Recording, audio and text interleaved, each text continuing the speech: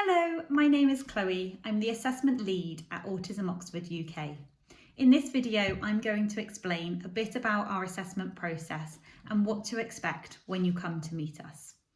Our assessments are split up into 6 key steps. The first step is called Contact Us. In this step, we ask that you contact us by completing either our inquiry form on the website, sending us an email, or calling us using the contact number on our Contact Us page. When we receive a contact from you, we will send you a pre-assessment pack via email. This pack contains some pre-assessment screening forms and some background information about what to expect during the assessment process. The assessment process is slightly different depending on the type of assessment you would like. We have 3 main assessments within our assessment service. These are autism assessments, ADHD assessments, and combined assessments for both autism and ADHD. The pre-assessment screening forms will vary slightly depending on your age, whether you're an adult or a child, and the assessment type that you would like.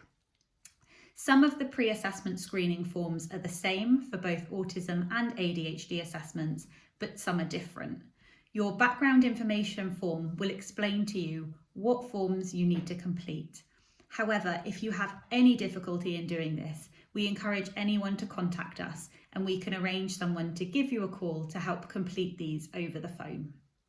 When you've completed the pre-assessment screening forms, we ask that these are returned to the team so that we can have a look through these before arranging your assessment. When we have the forms back, we will offer you some assessment dates. We will always try to work with you around your availability and have availability both during the day, during the evening, and at some weekends. When we've agreed a date and time that we can meet, your assessment will begin. If you're having an autism assessment with the team, you will have 3 appointments arranged. The first appointment is with a peer support practitioner. A peer support practitioner is an autistic adult or a family member of an autistic person. This person will meet with you to complete the pre-interview questionnaire. This appointment typically lasts between 1 to 1.5 hours. In this appointment, the peer support practitioner will talk with you about why you're wanting to explore autism for yourself or for your young person whom you might be supporting.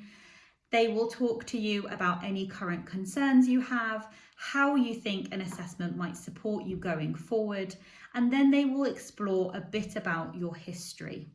They will talk with you about your early childhood, your family history, your medical history, as well as education and employment. During this appointment, the peer support practitioner will also explain a bit more about what to expect in the next 2 appointments. They can also discuss with you any reasonable adjustments you might need to access those appointments. The second appointment for an autism-only assessment involves a clinical interview with one of our assessment team. The type of tool used will vary depending on whether you're an adult or a child coming for the assessment. The peer support practitioner and assessor will talk to you about what tool they think might be best. However, typically for children, we would use the ADIR assessment, and for adults, we will use the ACIA. There's more information about this in the pre-assessment pack that's sent to you following an inquiry. The third appointment for an autism-only assessment is an 1.5-hour appointment to complete the ADOS assessment. These appointments are typically completed at our base in Abingdon.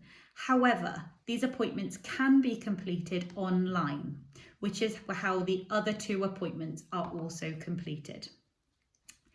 If you're coming to us for a combined assessment for autism and ADHD, you would have those 3 appointments plus an extra appointment. In this appointment, the assessor would complete an interview with you called the DIVA. There is also an opportunity for those that can attend in-person appointments to do the QB test. However, If you can only access appointments online, this is not a problem and we will miss the QB part of the assessment for you.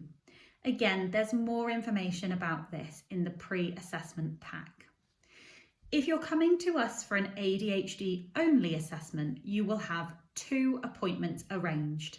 The first appointment will be with a clinician to complete a family and developmental history. In this appointment, very similar to the pre-interview questionnaire for autism, the assessor will talk with you about why you would like to explore ADHD, your family history, your developmental history, medical history, and education and employment. The second appointment for an ADHD only assessment is where we then complete the DIVA interview. The DIVA is a face-to-face interview which can be completed online or in person and involves talking through the traits of ADHD and gathering examples from both adulthood and childhood. If you can attend an in-person appointment for your ADHD assessment, we would also complete the QB test.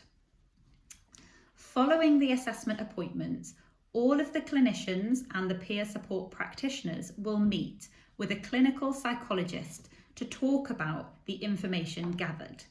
We call this the multidisciplinary team meeting. This meeting is usually 1 week after your assessment. During this meeting, the team will review the criteria for both autism and ADHD, depending on the assessment that you've come to see us to complete, and will review the information gathered against this criteria. Sometimes we require more information to conclude the assessment. If this is the case, we will contact you to let you know. Usually, we can let you know the outcome of the assessment as soon as this meeting has finished. Your peer support practitioner will agree with you how you would like to receive your outcome of the assessment, whether you would like it by telephone or email. We will then send you your draft report. We keep your report in draft so that you have a chance to read through the information and check it's accurate before we finalise this. You will have a chance to discuss your report at your feedback appointment. This is arranged around 1 week after the multidisciplinary team meeting. This means that the whole assessment process is typically completed within 4 weeks. During the feedback appointment, the peer support practitioner can talk to you about the findings of the assessment and any recommendations we've discussed. Within the report, there will also be further signposting to other services in your local area or national services that we think might be able to support you. When you're happy with your report, we will finalise this and send this copy to you via email. We can also share this report with your GP or school or education provider, should you wish this.